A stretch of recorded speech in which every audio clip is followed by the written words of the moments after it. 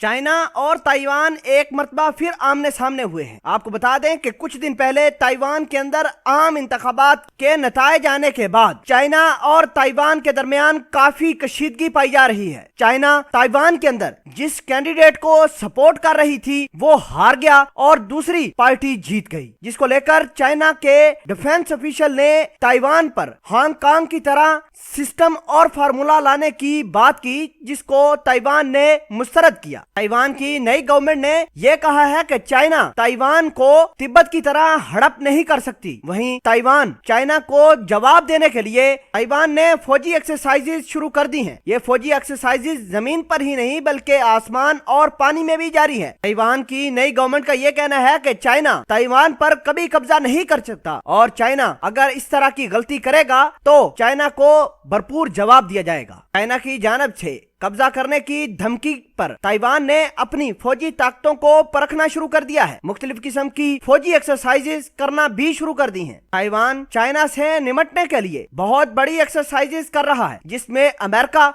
उसको बैक पर सपोर्ट भी कर रहा है। आपको बता दें कि ताइवान की गवर्नमेंट को F-16 की खेप भी मिली है और ये खेप अमेरिका ने चाइना की नाकामी के लिए और चाइना को नुकसान पहुंचाने के लिए ताइवान को दी है। चाइना के डिफेंस ऑफिशियल का ये मानना है कि अमेरिका बजाते खुद ताइवान के मामलों में इंटरफेयर कर रहा है और ये जो जंगी एक्सरसाइजेज ताइवान ने शुरू की है इसको सपोर्ट करने वाले भी अमेरिकन हैं। ताइवान जो एक्सरसाइजेज शुरू कर रहा है वो छोटे टैंक से लेकर एटॉमिक वार हेड सभी को परख रहा है कि वक्त आने पर चाइना पर अटैक किया जाएगा। ताइवानी मीडिया के मुताबिक इन फौजी एक्सरसाइजेज से चाइना की फौज को मुंह तोड़ जवाब देना है। आपको बता दें कि चाइना की सपोर्ट लेकर ताइवान के अंदर इलेक्शन लड़ने वाले खान वू ई सदारती इंतखाब हार गए, जबकि दूसरी जानब ताइवान की साई इन वी ने दोबारा इंतखाब जीतकर चाइना को ये खदशा जाहिर कर दिया कि अगर उसने किसी किस्म का हांगकांग की तरह ताइवान के ऊपर फार्मूला लगाने की कोशिश की तो ये